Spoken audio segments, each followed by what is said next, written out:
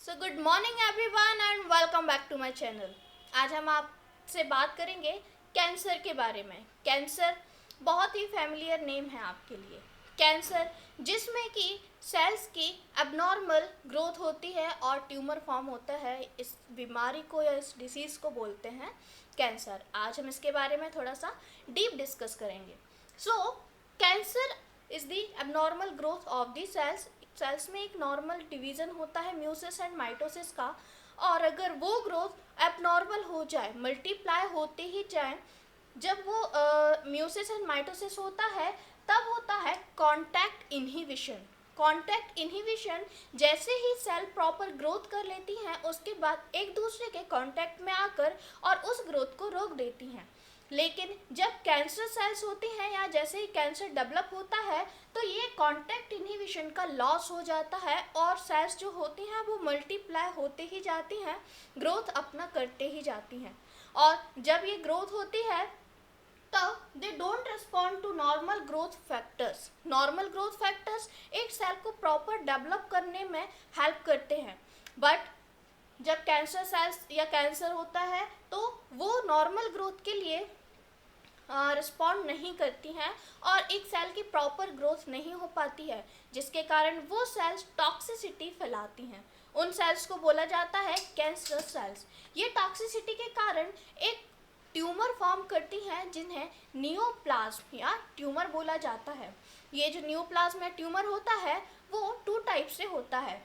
पहला विनाइन and second malignant. विनाइन tumour जो होता है वो एक ऑर्गन में डेवलप होने के बाद ज़्यादा स्प्रेड नहीं होता, उसी ऑर्गन तक ही सीमित रहता है। लेकिन अगर हम मैलिग्नेंट ट्यूमर की बात करते हैं तो मैलिग्नेंट ट्यूमर स्प्रेड होता जाता है। फॉर एग्जांपल कि अगर लिवर में या फिर लंग्स में कहीं पर भी ट्यूमर बना है तो वो पूरा स्प्रेड होकर और अपने आसपास के सभी ऑर्गन को भी इन्फेक्ट कर देगा और स्प्रेड होता जाएगा। और साथ ही साथ ये जो ट्यूमर होते हैं ये TAF मॉलिक्यूल को रिलीज करते हैं।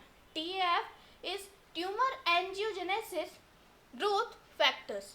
ये क्या करते हैं, क्योंकि अब सेल्स का मल्टीपल ग्रोथ हो रहा है और उन सेल्स को न्यूट्रिशंस की भी ज़रूरत पड़ेगी, लेकिन हमारे बॉडी में न्यूट्रिशंस एक लिमिट में ही आता है और जो अदर सेल्स के लिए न्यूट्रिशंस चाहिए है वो न्यूट्रिशंस ये सेल्स अपने लिए यूज़ कर लेती हैं, लेकिन इन्हें और भी ज़्यादा ग्रोथ होती जाती है, इसके कारण इन्हें और ज़्यादा न्यूट्रिशंस की ज़रूरत होती है। इसके कारण ये TAF रिलीज़ करते हैं। TAF अपने आसपास रेड ब्लड सेल्स को इकट्ठा कर लेते हैं और जिसके कारण इन्हें बहुत सारा न्यूट्रिशंस रेड ब्लड सेल्स से मिलता जाता है और यहाँ से ये अपना न्यूट्रिशंस की कमी पूरी कर लेती हैं। अब अगर हम टाइप की बात करते हैं तो कार्सिनोमा जो कि एक्टोडर्म में फैलता है, 85% ऑफ कार्सिनोमा कैंसर्स होता है। Second sarcoma. सार्कोमा मीजोडर्म में पाया जाता है जिसे सार्कोमा बोलते हैं। ग्लायोमा, ग्लायोमा स्पाइनल कॉर्ड या फिर ब्रेन में जो ट्यूमर होते हैं उन्हें ग्लायोमा बोला जाता है। और ल्यूकेमिया, इसे ब्लड कैंसर भी बोला जाता है। अब हम अगर इसके कॉज की बात करें तो प्रोटो ऑन्कोजेनेसिस सेल्स जो होती हैं अगर वो एक्टिवेट हो जाती हैं तो वो कैंसर को एक्टिवेट करती हैं या डेवलप करती हैं। नॉर्मली हमारे जीन्स में प्रोटो ऑन्कोजेनेसिस सेल्स पाई जाती हैं, बट ये इनएक्टिव फॉर्म में रहती हैं। जैसे ही ये कोई भी एंटीजन आकर अगर इन्हें एक्टिव करता है तो ये एक्टिव फॉर्म में होकर और ट्यूमर फॉर्म करती हैं। बहुत सारे वायरस भी इसका कॉज हो सकते हैं, जैसे कि HTLV, herpes simplex virus and human papilloma virus, साथ ही साथ HIV। ये ऐसे वायरस हैं जो कि कैंसर को इंड्यूस करते हैं। और टोबैको भी एक रीज़न हो सकता है कैंसर के इंड्यूस होने का। अगर हम इसके डिटेक्शन की बात करें तो biopsy, mammography, CT scan and antibodies Herceptin से इनका डिटेक्शन किया जा सकता है। अगर हमारे बॉडी में हर्सेप्टिन एंटीबॉडी फाइंड होती है इट मीन्स कि हमें कैंसर है। अब हम बात करते हैं ट्रीटमेंट की। कैंसर के ट्रीटमेंट में सर्जरी एंड रेडिएशन थेरेपी भी कारगर है, लेकिन बहुत ही ज़्यादा इफ़ेक्टिव ये नहीं है। सर्जरी एंड रेडिएशन जिसमें कि कोबाल्ट 16 एंड रेडॉन जैसी रेडिएशंस का यूज़ किया जाता है इन सेल्स की ग्रोथ के लिए, माइटोसिस को रोकने के लिए रेडिएशन जिसमें कोबाल्ट 16 एंड रेडॉन का यूज़ किया जाता है। सेकेंड आता है कीमोथेरेपी। कीमोथेरेपी से आप सभी बहुत ही फैमिलियर होंगे। कीमोथेरेपी की जब हम बात आती है तो इसमें एंटीनियोप्लास्टिक के मल्टीपल ड्रग्स का अलग एक डोज होता है और वो डोज पेशेंट में इंड्यूस करवाया जाता है। ये जो एंटीनियोप्लास्टिक ड्रग्स होती हैं ये सेल की माइटोसिस में टॉक्सिसिटी या पॉइजन करके उसके माइटोसिस को रोकती हैं।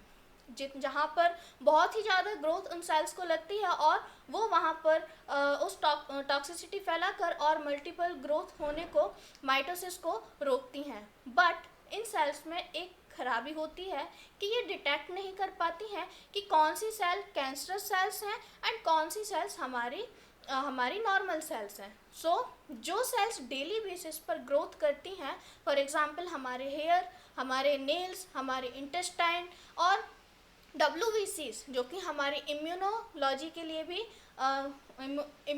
इम्यूनिटी इन्हांस करती हैं, इंक्रीज़ करती हैं, उन सेल्स को भी ये किल कर देती हैं, जिसके कारण हमारे नॉर्मल सेल्स भी किल हो जाते हैं। इसके कारण पेशेंट में एंजाइटी, थकान और वॉमिटिंग जैसी प्रॉब्लम्स भी होती हैं। जैसे ही कीमोथेरेपी डन होती है उसके बाद GCSF इंजेक्शन लगाया जाता है जो कि ग्रेन्युलोसाइट कॉलोनी स्टिमुलेटिंग फैक्टर्स को इंड्यूस करवाता है और WBCs को बढ़ा देता है या इंक्रीज कर देता है। सो कीमोथेरेपी के बाद ये तो ठीक है, बट कीमोथेरेपी लॉन्ग टाइम तक इफ़ेक्टिव नहीं है। कई बार कैंसर वापस आ जाता है। सो उसके बाद अभी इन्वेंट हुआ है CAR T cell therapy. CAR T cell therapy जिसे चाइमेरिक एंटीजन रिसेप्टर थेरेपी भी बोला जाता है। ये कार टी सेल थेरेपी में हमारे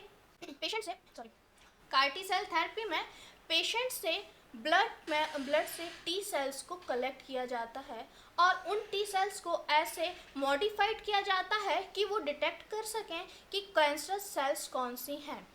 ये बिल्कुल वैसा ही है, फॉर एग्ज़ाम्पल कि अगर हमारे यहाँ पर सोल्जर्स की ट्रेनिंग होती है, सोल्जर्स को कैसे बॉर्डर पर लड़ाई लड़नी है, उनके लिए एक पूरा एनवायरनमेंट वैसा क्रिएट किया जाता है।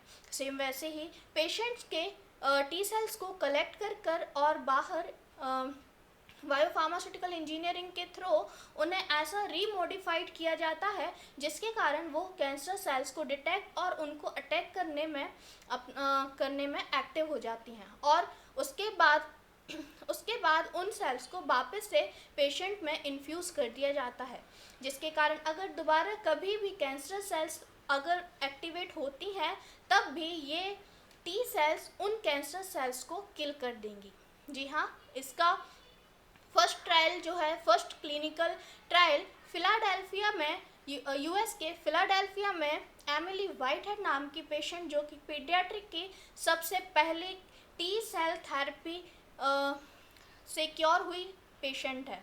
और इसके बाद 2015 में डॉक्टर अलका द्विवेदी और उनके कुछ कलीग्स ने और NIH क्लिनिकल रिसर्च में इस प्रोजेक्ट पर काम किया और उसके बाद हमारे इंडिया में भी कार टी सेल थेरेपी अभी भी क्लिनिकल ट्रायल्स में है, बट बहुत ही जल्द ये कारगर सिद्ध होगी और हमारे यहाँ पर बहुत ही फुल फ्लेजेड इसका यूज़ होगा। Thank you so much. ऐसे ही और वीडियोस के लिए आप हमारा चैनल सब्सक्राइब एंड वीडियोस को लाइक ज़रूर कीजिए। Thank you so much.